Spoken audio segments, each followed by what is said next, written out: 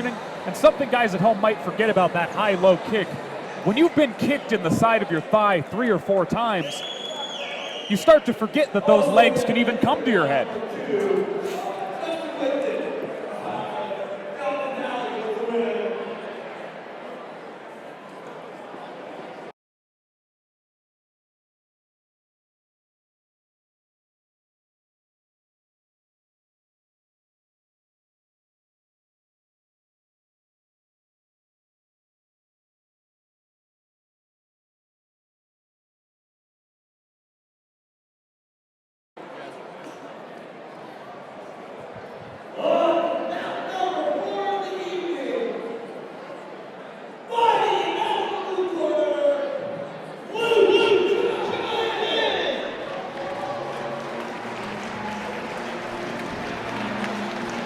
And Jesse, this will be our first and only boxing match of the evening.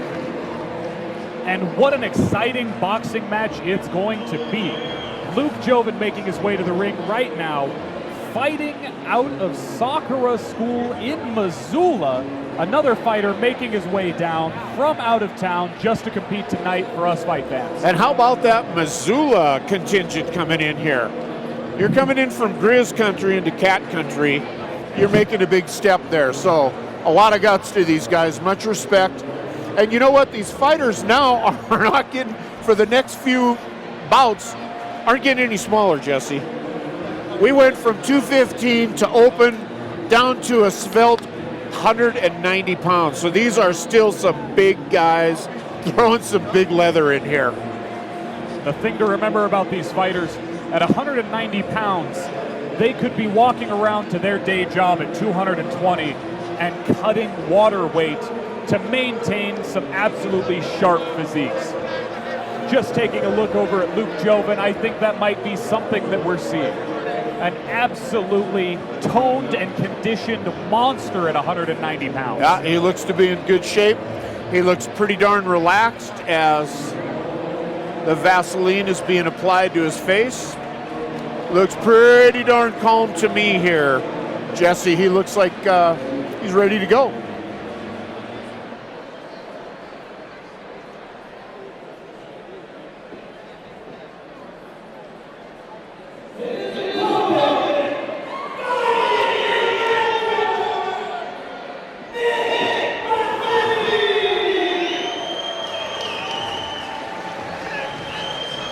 Nick Rossi coming to us from top tier Bozeman, Montana, so another local guy, and he's looking intense. Another fighter at 190 pounds. And Looking looking at the physique, fit. He again is looking quite fit. Yeah, he looks like he's ready to go, and it looks like he might have a slight height and reach advantage over Luke Jovin, but we'll see when they step into the ring side by side. We didn't get to talk to these fighters about how many bouts they had prior to tonight, but what I do know from our fight announcer card, most of the fighters tonight, this is their first official bout. And looking at these two, if this is their first fight or their 20th fight, I don't think you could tell from their entrance to the cage tonight. No, the way they're looking right now, I've got a feeling they've been here before. So we didn't have a chance to ask them, but both of them look, yeah, they've been here before. They've done this before. Really calm, really relaxed, ready to go.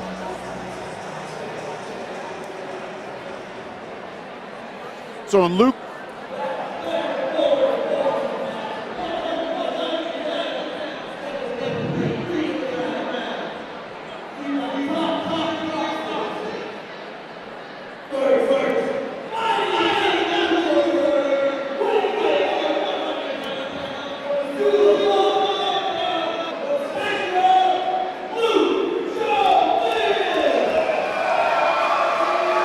Luke Jovin appearing to stand at around 5 foot 10 inches tall.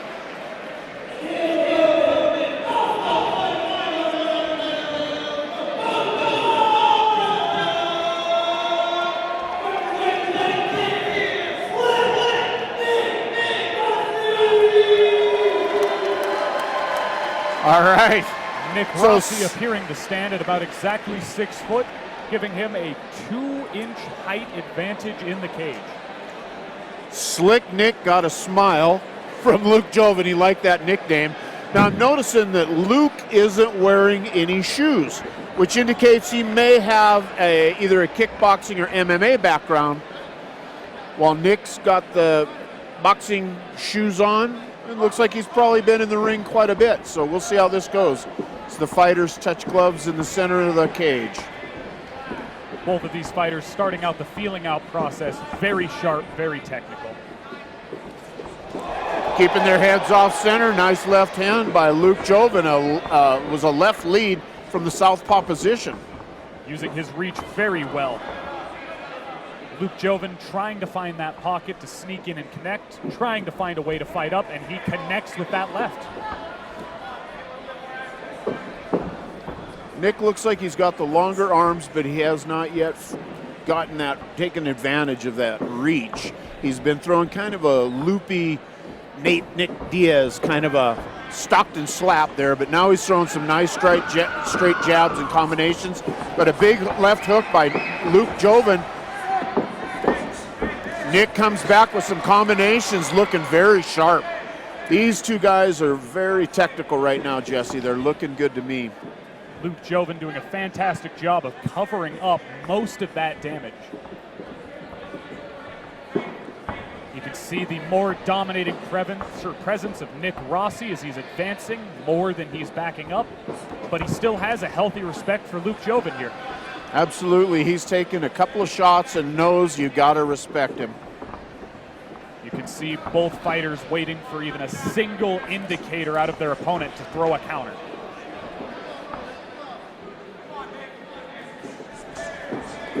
Nice combination by Nick Rossi. Luke Jovin comes right back in. The combination of his own. Once that distance has been closed, it looks like Luke Jovin is ready to fight. He's just playing it comfortable and safe on the edge of this range. Nice left hook by Luke Jovin, glancing off of Nick Rossi. That's the end of round number one. Kind of a feeling out process, Jesse. It looks like we may have a couple of counterpunchers there, which tends to slow things down, but I've got a feeling both of their corners are going to encourage them to engage just a little bit more during rounds 2 and 3, because you can't sit back and win a fight. These are fairly short rounds, meaning you got to get in there and you got to get busy in both the kickboxing and the boxing. There's not a lot of time for a feeling out process here. But both of these guys, you'll notice, are keeping their heads off the center line. They're moving forward, back. Very experienced boxers in here. So I'm really impressed by both of their form so far. Absolutely. And judging by the physique of these fighters, as well as their technical skill and their obvious familiarity with the cage, neither of these fighters is going to get tired out unless they are put under serious pressure. Neither one of them look to be breathing hard right now. That wasn't a torrid pace, but it was a steady pace. We'll see if they pick it up here now for round number 2. I think I actually overheard out of Nick Rossi's corner that they wanted to see a little bit more activity out of it. A little bit busier. They touch gloves, and both fighters coming forward a little more than they were in round number 1, just as we expected. They engage in the center of the cage. You can see Luke Jovin using that shoulder shrug to try to advance on a side that he has a full cover on. Both of them have a pretty good feel for what the other one wants to do here, and you see some very sharp strikes. And Nick Rossi, for as long as he is, I notice that he keeps his punches very tight. So he doesn't extend a whole lot, which means that he can bring his gloves back to guard very quickly. So he's not exposed very often.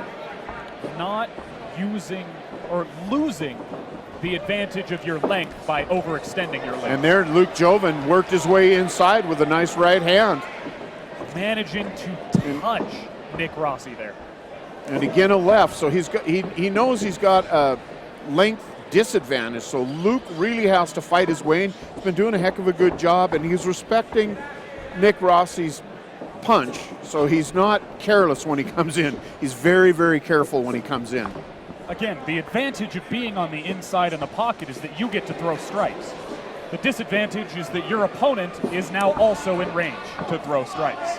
And that was a nice combination there a minute ago. You'll see a lot of punches being thrown, hardly any landing, not because they weren't nice punches, but because the defense, head movement shown by both opponents is amazing. They don't want to get hit, either one of them. Right there, nice head movement. You can see those punches just barely not connecting. A lot of respect. That was a nice uppercut through the hands. A lot of respect by both fighters. Both fighters touching each other here. Luke Jovin getting the better exchange of significant strikes for that round. And I could very likely see that right now the scores are 19-19. Got to be really close on the judges' cards. Again, this is one I wouldn't want to be judging. It didn't have the action that we'd seen in the first couple of bouts where they were just recklessly throwing and going after it and walking through the punches. They're both tacticians and a lot more strategic. And you'll see as they're trying to make that was a nice left hand. Overhand right, followed by a straight left. We can see knocking that glove out of the way to try to circle around it and find some shots to the body. Just really smooth movement by both boxers in here. Really impressive because neither one of them want to eat that leather a whole lot. And so they're very, very smooth on their defense. And that's a nice overhand. That was a nice left there by Luke on the replay. So ready to go for round number 3. I got to believe they both know it's close, and they're both going to be coming forward. Neither fighter could comfortably sit in their corner and think that they have 2 rounds won right now. That's right. So very, very close. Have to put it all on the line to win this last round. So Nick Rossi pushing forward and Luke Jovin coming back on him hard. They are throwing exchanges. Exchange of lefts. Boy, they're throwing hard now. Definitely came to fight in the final round. They have energy in the tank and they're looking to put it to use. And they are throwing some hard leather out there now in round number 3. Be a little bit slowing down to see where's the openings. I believe both fighters trying to find an advantage by turning up the heat, and when they found they could be matched, they had to slow back down to not burn out in the last round. The last thing either fighter wants to do here is overextend and end up on the floor. Yeah, knockdown here would pretty much seal the deal. Nice shots to the body followed by shots to the head. As we learned from earlier fights, a nice right hand by Nick Rossi. Find you a gap in your opponent's defenses. Good combination by Luke Jovin there. Very nice combination by Luke Jovin as he was advancing.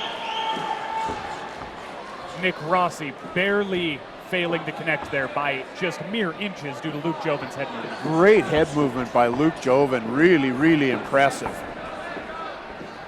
Only getting touched by enough of that punch for it not to hurt. And a nice right hand lead by Nick Rossi. Kind of a sneaky punch because he's throwing it from far back, but he's got the length to do that. So you're expecting a left, and he leads with that right, and he's had some success, but now Luke coming back. We see a 1-2 and a hook to the body. We see another 2 thrown over the shoulder. 10 seconds left, Jesse. Let's see how they finish. Both of them want this fight. They're standing in the center of the cage, throwing leather. Let's see who might come out here in the last 10, and that's it. That's the end of this fight. All right. Great fight. That was where you saw some real skill by both fighters in there, Jesse. They were a little bit weary, but both of them, I would say, defensive specialists because neither one of them took a lot of damage in that. And again, it wasn't because there weren't good punches being thrown. It's because they both had super good defense, good head movement, good body movement, good foot movement, really impressive fighters. And that both of them. Absolutely correct, Manny. We can't understate how technically sound both of these fighters were in the cage tonight. And what I have to say is the judges are going to be having a very rough time with this final scorecard. They're going to have to I dig could deep. imagine a split decision in either direction, a unanimous decision in either direction. Whatever the judges finally decided to score this bout, I would say is likely a fair call. Exactly. Very close fight. Very close fight. A lot of respect shown by both fighters there. Now in the center of the cage. The question we're going to have to ask is, how do the judges score these exchanges where They really have to be digging deep on this one and saying, okay, who had either the most punches, who showed general cage control, or who had the most effective punches? I wouldn't want to be judging it. Here we go to ring announcer Mark Johnson.